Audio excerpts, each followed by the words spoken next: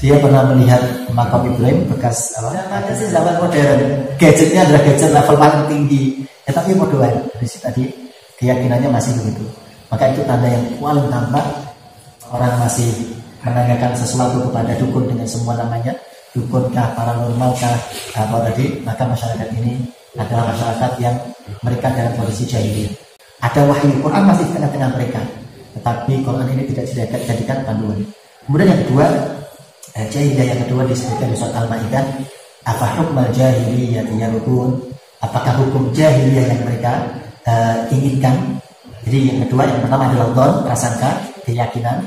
Yang kedua adalah hukum jahiliyah. Apa itu hukum jahiliyah?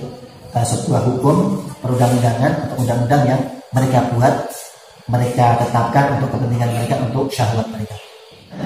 Di hukum jahiliyah yang sangat terkenal di Mekah, masyarakat Mekah, Quraisy itu membuat peraturan. Salah satu peraturannya berbunyi, siapapun yang datang dari luar Mekah, kalau mereka ingin melakukan tawaf mengelilingi Ka'bah, maka mereka tidak boleh memakai pakaian kecuali pakaian yang ada di Mekah, dibuat oleh orang Mekah.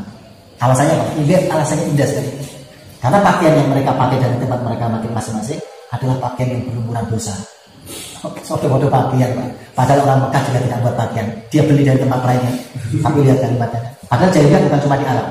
Persia, Romawi saat itu jahiliyahnya lebih marah. Tapi ya jahiliyah. Tapi yang sedang kita bicarakan ini jahiliyah Arab, di mana mereka nanti yang akan diutus kepada mereka seorang nabi, seorang rasul.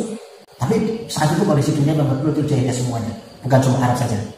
Sampai-sampai nanti ada kejadian karena peraturan itu, karena undang-undang itu dibuat, sampai nanti kejadian seorang wanita datang dari tempatnya yang jauh di Jazirah Arab, datang ke Mekah ingin melaksanakan ibadah haji. Lalu ibadah haji versi saat itu dengan tawaf mengelilingi Ka'bah, dia tidak punya cukup bekal untuk membeli pakaian saat itu. Apa itu saja? Pulang nanggung, sudah berangkat jauh-jauh. Sementara tidak diizinkan tawaf, sementara itu tujuannya kalau tidak menggunakan baju yang dibuat oleh orang Quraisy, daripada harus balik tidak kesampaian tujuannya, dia rela mengelilingi Ka'bah dalam keadaan tidak pakai baju. Makanya nanti kan ada hadisnya, kenapa Rasulullah kok haji cuma sekali, diutus yang lain dulu, karena Rasulullah tidak ingin melihat pemandangan-pemandangan itu. Memastikan bahwa di Mekah sudah tidak ada berhala, di Mekah sudah tidak ada lagi yang tawaf dalam keadaan membuka auratnya, karena Rasulullah tidak ingin melihat itu sama sekali. Diutus sahabat untuk memastikannya. Begitu sudah aman, maka Rasulullah melaksanakan ibadah haji. Urusan nikah itu mereka juga membuat sebuah hukum yang ada 4 macam nikah yang ada di masyarakat jahiliyah, yang semuanya legal. Legal itu artinya siapapun yang melakukan salah satu dari 4 ini tidak ada yang mencelanya, tidak ada yang menyalahkannya. Dan Masya Allah dari 4 ini 3 adalah perzinahan semua isinya. Yang 1 yang pernikahan yang ada seperti hari ini. Ini disebutkan dalam hadis sahih Sahih Imam Bukhari oleh Ibunda Aisyah radhiyallahu anha. Di masa jahiliyah ada 4 macam pernikahan. Pernikahan yang pertama adalah seperti pernikahan hari ini, seorang laki-laki datang kepada wali si wanita, kemudian memintanya dan memberikan mahar. Nah, itu seperti pernikahan hari ini. Pernikahan yang kedua, istilahnya kalau di kita adalah pernikahan untuk mencari bibit atau keturunan. Dia menyuruh istrinya untuk datang kepada laki-laki tertentu, datangi si fulan, kemudian berhubungan badan dengannya, sampai kalau sudah jelas kelihatan hamil, maka kita pulang. Kemudian dilanjutkan oleh suaminya sampai nanti punya anak, diakui sebagai anaknya. Atau tujuannya adalah untuk mencari bibit yang baik, tokoh besar, dia nasabnya bagus, bangsawan misalnya, kemudian dia ada suami istri yang dia ingin mendapatkan keturunan yang bangsawan juga, maka dia akan menyuruh istrinya untuk mendatangi si bangsawan ini, suruh tidur dengannya, kalau sudah kelihatan hamil baru pulang. Nah, dulu di Indonesia itu pernah, ketika kami diskusi itu ada salah satu ustaz yang menyampaikan, ternyata yang ini pernah terjadi di Indonesia di masa-masa kerajaan. Yang ketiga lebih parah. Jadi seorang wanita, seorang perempuan berhubungan dengan laki-laki, bergantian maksudnya, laki-laki sekitar di bawah 10 kalau bahasanya di hadis itu, aqallu min asyraf, kurang dari 10. Di hari ini dengan si fulan, besok dengan fulan yang lain, sampai 9 atau 10 orang. Si wanita ini hamil, maka laki-laki yang pernah tidur dengannya dipanggil semuanya. Tunggu nanti sampai melahirkan. Begitu sudah melahirkan, dipanggil lagi mereka ini, kemudian nanti si wanita ini milih. Dari sekian laki-laki yang sudah berhubungan dengannya, dipilih salah satu, wahai fulan, kamu bapaknya anak ini. Dan yang ditunjuk tidak boleh menolak, tidak boleh berkelit. Nah itu. Yang keempat, ini lebih kepada prostitusi hari ini, pelacuran hari ini, yaitu seorang wanita mempersilahkan laki-laki mana saja datang, rumahnya diberi tanda. Di depan tempatnya itu ada tanda sebuah bendera. sebuah bendera yaitu bendera kuning. Itu tandanya adalah siapa saja, laki-laki siapa saja boleh masuk ke rumah itu, boleh berhubungan, boleh jajan dengan perempuan yang ada di dalamnya. Begitu nanti si wanita ini hamil dan melahirkan, maka dia akan datang kepada ahli, orang yang bisa baca itu. Kalau hari ini kan dengan lihat game-nya ya, pakai peralatan. Dulu itu ada orang punya kemampuan cuma lihat fisik anak tertentu, bagian dari fisik anak itu udah bisa melihat ini dari suku mana, ini dari kabilah mana. Artinya membaca begitu. Kalau jejak kan, kalau tidak jejak kaki, ini pokoknya begitu. Namanya fa'il atau faqih istilah. Qaif, qiyafah. Itu keahlian itu namanya qiyafah. Ahli membaca jejak lah. Tapi jejak itu tadi dengan mata telanjang, bukan dengan alat, dengan mata. Ada kisahnya. Ketika Rasulullah diasuh oleh Abdul Muthalib, kakeknya, ibundanya sudah meninggal, ayahnya sudah meninggal, kemudian diasuh oleh Abdul Muthalib, kakeknya. Saat itu ada tamu yang datang kepada Abdul Muthalib. Datang ke rumah Abdul Muthalib, tokoh besar.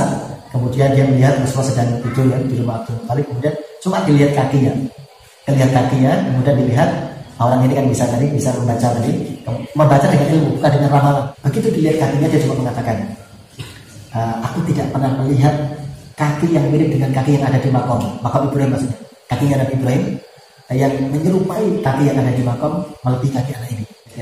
Dia akan menjadi orang besar. Ini hukum yang mereka buat untuk kepentingan mereka, lebih tepatnya untuk syahwat mereka. Dibuat sendiri untuk kepentingan mereka sendiri. Bahkan pernikahan tadi ya. Bahkan nanti mereka buat hukum juga, misalnya tentang wanita yang Masya Allah kan. Wanita itu betul-betul di masa jahiliyah menjadi ciptaan Allah yang betul-betul dihinakan. Sampai-sampai nanti wanita ini tidak berhak mendapatkan warisan. Dengan hukum yang mereka buat, tidak ada saat itu, jahiliyah saat itu yang mereka pernikahan sejenis itu tidak ada. Bahkan nanti bagi sebagian masyarakat jahiliyah saat itu di Quraisy, yang di sana kan zina itu sangat merebak, perzinahan sangat merebak. Tapi buat mereka wanita-wanita terhormat, mereka bangsawan, itu mereka merasa heran mendengar kata wanita berzina itu heran. Salah satunya nanti Hindun ini yang menugaskan Wahsy untuk membunuh Hamzah. Hindun ini adalah istri dari Abu Sufyan. Dua-duanya nanti masuk Islam yang cukup terlambat, tapi Masya Allah ini orang hebat. Salah satu kehebatannya adalah dari pernikahan Abu Sufyan dan Hindun melahirkan seorang anak, Muawiyah bin Abi Sufyan, yang dengannya nanti Allah Subhanahu wa taala menyatukan muslimin di bawah satu bendera, di bawah satu pimpinan. Karena saat itu kan muslimin terpecah-pecah kemana-mana. Dengan Muawiyah ini Allah satukan kaum muslimin. Karena lihat ketika Hindun masuk Islam di baiat, kemudian isi baiatnya salah satunya dengan kalian membunuh anak kalian. Ketika di baiat Hindun masuk Islam saat itu, kemudian dibaiat oleh Rasulullah bersama dengan yang baru masuk Islam. Dia satu-satunya orang yang protes. Yang antaranya begini, isi baiatnya, setiap baiat disampaikan dia protes. Jangan kalian menyebutkan Allah dengan yang lain, dia nanti momen sendiri. Berhala-berhala yang kami sembah tidak ada gunanya, tidak bermanfaat buat kami.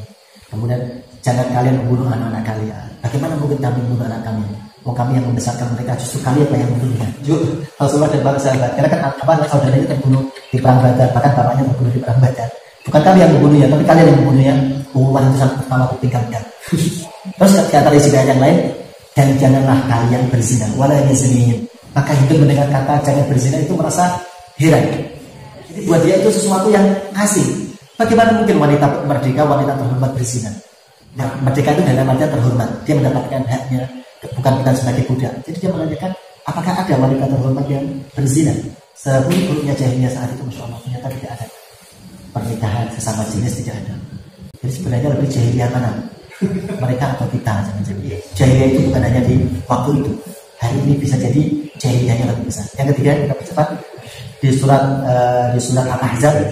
Ini ayatnya berbicara tentang ummahatul mukminin, istri-istri Rasulullah SAW.